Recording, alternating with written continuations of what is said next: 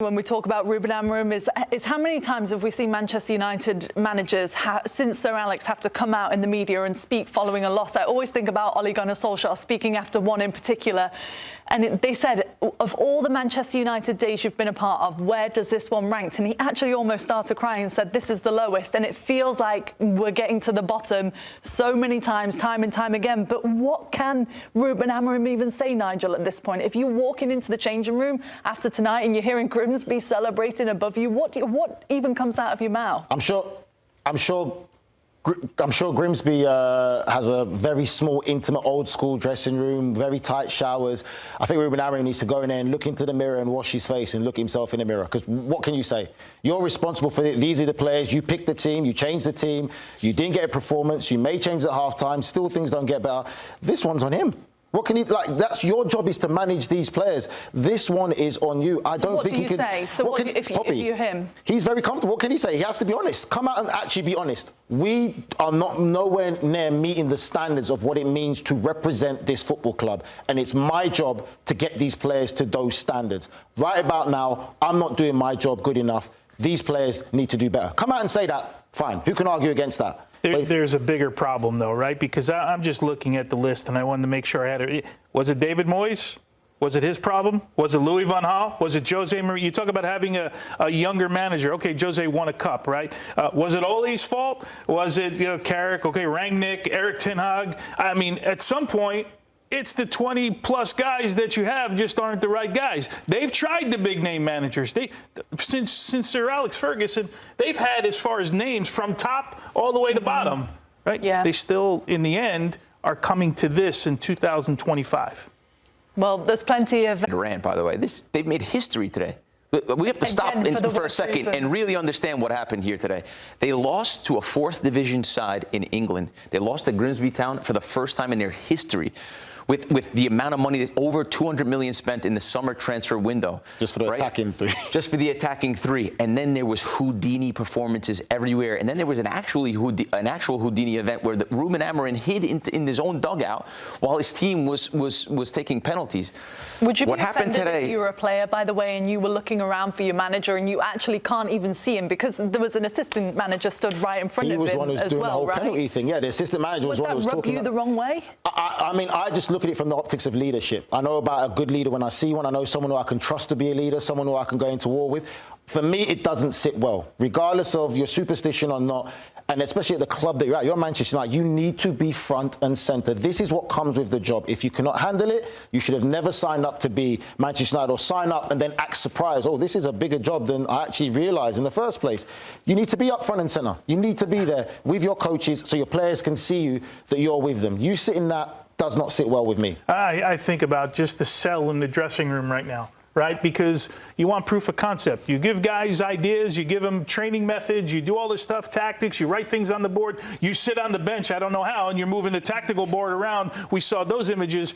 But in the end, players, what do they want to know? That it's working, right? There's nobody that can tell me right now that it's working. Now, what do you say in the dressing room tonight when Gardner and Vernon and McJanet and Warren and Pym, the goalkeeper, they just completely outplayed you? So how do you sell that to the dressing room? How do you sell that to players? Because you guys know, we've all been there, right? Oh, you've been there as well. At some point, when the manager loses that room, you're like, everything he says, you're like, in one ear, out the other ear. 100%. Right? It's pure jokes, though. In the 60th minute or 70th minute, you're away at Grimsby. And you're the manager of Man United, and you're moving magnets around, tactical magnets around.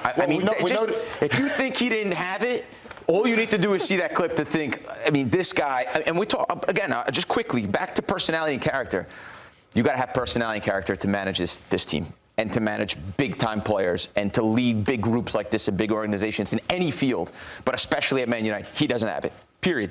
He hasn't shown it from day one to today. And we're talking about a big history for all the wrong reasons. Communication hasn't been great. I mean, listen, I'm not saying he's going to get sacked. It's not I've got no skin in that game. I don't care what happens to Manchester United manager or anything like that. I just know the standard of the club, the size of the club, when you play for that top 1% big teams, that this is what you're supposed to do. They're not meeting these standards. If they do choose to go away from him, I think for me, the perfect replacement there, and I know some Crystal Palace fans might kill me, is Oliver Glasner. I think what the job of Oliver Glasner has done at Crystal Palace right now is telling of a manager's gone in there, got them to silence system. But Nigel, I suppose the problem is, yes, Manchester United is one of the most prestigious clubs in world football, no doubt about it. But if you are an up-and-coming manager, are you looking at Manchester United thinking, yeah, this is a good place for me, I can turn things around here? I think for me, with what we've seen of Oliver Glasner and these two clubs, that he has that personality and character. Why would he want to leave right now, Chris? It's not great. Playing in Europe. Why would he want to leave to go to this this is the problem right it's not great at Crystal Palace. And the thing with Man United is that it always has that aura, that draw for players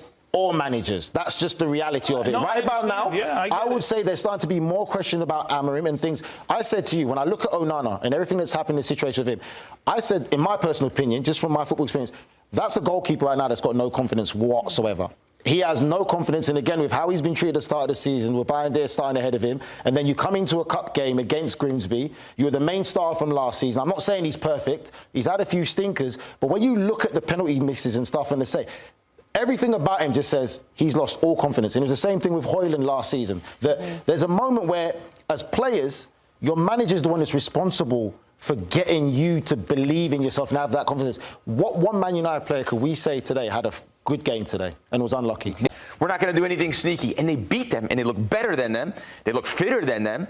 And they beat them in every department of the game. And then even to show the character at the end, because I want to talk a lot about the character of this Man United team and the manager in particular, and the character and the penalties to step up. Guys with way less technique. We're talking about Šeško. I know this bothered you, Poppy. $100 million player, $99 million to be exact. Doesn't want to shoot the penalty. He shoots the 10th penalty. And these guys step up. These players are maybe they're worth a couple $100,000 each. Maybe there's a few worth more. And the composure they had and the character they had in the penalty shootout. They're going against international players. These are international players representing big nations you're talking about, and they don't want to step up in these big moments. This is what comes with representing Manchester United. If you can't handle it, don't sign for them. Go sign for another team. Like, I'm not going to be sitting there and defending Manchester United, because for me, if anyone wants to see any positive in that, you're deluded. You're not being true to yourself in what you've just seen there. There's standards. There's nothing wrong with having standards. Today, tremendously, the standards of what it used to be representing Manchester United were not met. Anyone else who wants to have any kind of different perspective about it, you're lying to yourself. They lost in battle in midfield to a Grimsby It's not just the result. And everywhere else. It's not just the result, it's the performance. There's not one positive thing I can say from a Man United performance that I can see what Ruben Amorim's trying to do here. I can see what they're trying to achieve as a team. Wow. I don't even know what to say, because the storyline is Manchester United in so many ways. Right? It's miserable right now. Their manager, from the start, the images we saw before the game, practicing restarts on the field, which I've never seen myself. Get past that. If you go and win the game and you play well and you do what you're supposed to do today, we don't talk about it anymore. To the lasting images at the end, when he's on the bench almost hiding, as his team is battling on the field, right, to try and get... I don't understand it.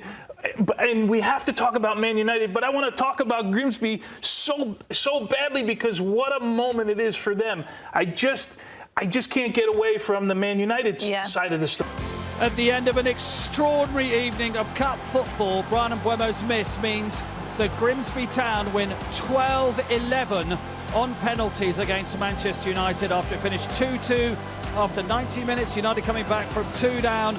So many penalty takers. We went all the way through the 11 and the goalkeepers and started all over again. Louis Sahar and Danny Collins with us. Danny, for Grimsby Town, what a fabulous night. What a match. What a 90 minutes and penalties. Oh, unbelievable, wasn't it? You picked the right one. No, I think, going off first half alone for the effort, and they controlled a lot of the play in that first half and went in at the break, obviously 2 goals to the good. Yes, United come out setting off, made a lot of changes and got on top. Grimsby got tired as the game wore on, so you could probably argue United deserved to take it to penalties, but fantastic. And what a save from Christy Pym there down to his left-hand side from Bruno. Fantastic save, and fantastic for the club. Yeah, they deserved it, and the fans have got their moment on the pitch as well. Yeah, there we are. I knew there'd be a sign saying this. United get battered. They would say that in the home of the fishing industry here in Lincolnshire. that certainly for Manchester United, they go home and they wonder, Louis, where they go from here, because it was all them in the second half. Although there was a controversial goal disallowed, which would have made it 3-0, which would have obviously have been game over then. What's your quick views on United? Yeah, it's a shocker. I think that definitely that's Grimsby night, and you have to congratulate them. They made it very difficult in the first half, scoring those goals. Okay, by mistakes of like the players, but at the end it's like an invitation. All the time United invite those kind of performances against them, and this is not normal. And this is why I think they are in this situation. They really have to regroup. It's not about just concentration. There is like a lot of work to do. Amorim knows that he hasn't made mistakes, but tonight, let's just think about those fans. Absolutely. Yeah. And Kieran Green, the Grimsby player, with Gabriel Clark. Yeah, we've got Kieran, the captain, and we've got Terrell. What a night for Grimsby Town. It's unbelievable. I think that it'll be one that'll live in the history of this club for a long time. I know a lot of the fans were really looking forward to it. We were looking forward to it, so it's one that'll stick around forever, I can imagine. Terrell, as a former Manchester United player, sum up your night. Amazing, surreal, really. Lost for words. First ever Grimsby goal. What a time for it. Is it? Oh, yeah. Yeah, it was. For a long time coming. We're getting in the areas to score. I personally think I should score more goals, but yeah, a great time to score. And what about that penalty shootout? Yeah, it was dragging on. It was cold out there as well. I was shivering. I was last to take my pen. I just wanted to score and keep the tie going. What kept the team going when it's pulled back to 2-1 and then obviously United get that late goal? You've gone through so many different types of emotions, I imagine, this evening. Yeah, I think that obviously we went 2-0 up and everyone was like probably a bit surprised to be in that situation, but I know they've come back from 2-2 and it's 2-2, but let's have it right. We'd have took 2-2 going into the death, so 2-2, them getting the equaliser at the end, that's a win. Like, we're still the team that are like winning at that point. We'd have took that going into the end of the game, and obviously going into the penalty shootout, the gaffer had said to us that, like, lads, all the pressure is on them, and it was really. And if there's one quality you had tonight, maybe that Manchester United couldn't quite match, what was it? Just resilience, really. Like, this season we've had to come from behind, hold leads. We know what to do when it's getting tough. So when it was 2-1, 2-2, we never gave up. We wanted to get something out of the game. Like, it come this far in the game. We didn't want to leave here with nothing. Guys, a night that Grimsby Town fans will never, ever forget. Congratulations. Thank you very much, Gabriel. Thank you. Sum up that for Grimsby Town. A long penalty shootout. I said to Sean halfway through the penalty shootout, first round last year we beat Bradford 9-8 on penalties. I said to him before the penalty shootout started, I said, look, what's a penalty shootout? It's a technical thing, it's a psychological thing. You've got brilliant techniques, we work hard every day to get better. It's a thing above the front door, it's an opportunity, another chance today to get better. And these group want to get better. The techniques are fine. They're going to feel nervous walking up, butterflies, all the rest of it. Don't worry about that. What was the one quality above all, across the whole piece, that pleased you most, that got you through? I think just this is an accumulation of 15 months, 18 months, all encompassed in one night. Look, they're an unbelievable team, Manchester United, unbelievable, and I'm sure there'll be lots of, heat and all that. They've got an unbelievable manager, and they're on the right track. You can see that, you can see it, right? And but we've got an unbelievable group of players as well, who want to play for this football club, want to live in the area, want to get better every day, want to be coached. That's a big thing. Well played, Grimsby Town. For Manchester United and Ruben Amorim, what happens now, Louis? A lot of United fans, especially at half-time, going, where are they going under this manager? You wouldn't anticipate that they were going to change the manager, would you, at this stage, just because they've lost tonight? I think they have some consideration. They have to have a bit of rough attitude, because yes, they ask result, they ask a better performance. This ground is also difficult to come and perform, but at the end of the day, it's what they're here for. They have to do it, they have to find solution. At the moment, it's nice to have communication and all those things, but we need to see better aggression, speed of play. All this is missing. You know, all the courage that you expect from Manchester United and the quality that comes then with it. It's not there. So there is like a pressure. It was a day where he have to perform. He didn't. As a man, as a manager, they have to regroup and find solution. Danny, we need to finish with the story, of course. I make no bones about repeating what I said at the top of the programme. The strength of the English game is the pyramid system, and tonight underlines why it's so special, why it matters so much. Look at all these people still here, and mighty Mariners out there still as well. I mean, it's fabulous to see. Yeah, fantastic night, as you say, for the football club and for the fans to come and witness it. And rightly so, you know, people obviously knocked the cups, and certainly in the earlier rounds, but that's what it's all about. Moments of magic like we've had tonight. I say they've earned the draw in the first round against Shrewsbury, get back home here against a big team, Man United, coming into town, and they've delivered.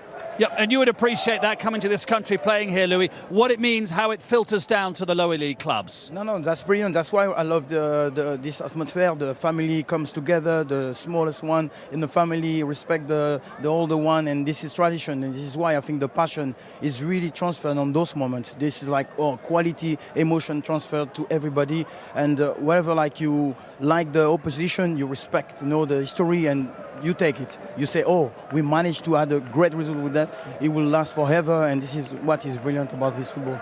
Gents, thank you very much indeed. I think we're going to go to sleep and dream of penalties, aren't we? Thank you very much indeed. And when they come out, having celebrated, we will bring some reaction to you from the Grimsby perspective. But whilst we wait for the Grimsby players to come out and talk to us, going out on penalties from a Manchester United point of view shouldn't mask the fact that there are questions to be asked after that performance. No, I don't think it will be. We've had a really, really difficult night, tough night. I just think in games of football like this, when you play lower league opposition, if you don't do the basics well, you're going to come unstuck. And in a game like tonight, you can talk to me about tactics and systems and formations. Just you had to do the basics well. But I can ask you about systems and formations, because even when the substitutions happened, even if they weren't like for like, so Mason Mount coming on or Xerxes coming on, they still kept the same formation and put round pegs in square holes, didn't they? I mean, Mount was left wing back at one stage. Well, we was talking about it. So when he changed and put Mason Mount in that position,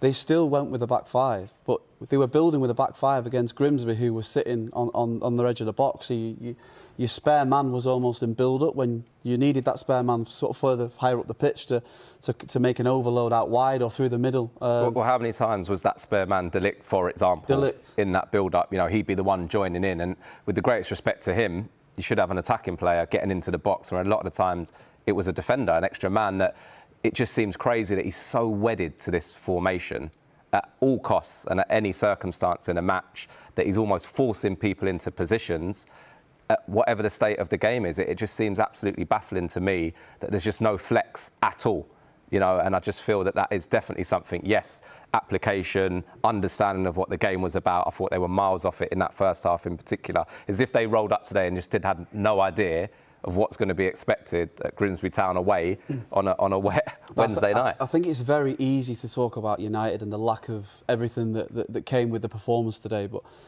I was so impressed with Grimsby, the way they played, and I said at half-time, I was expecting this direct football, hustle and bustle, throw-ins, corners, but it was absolutely the opposite. The way they played the right football at the right areas at the right time, they played with an intensity, with speed. They caused all sorts of problems in the first half and could have been 3-0 up before United scored a goal.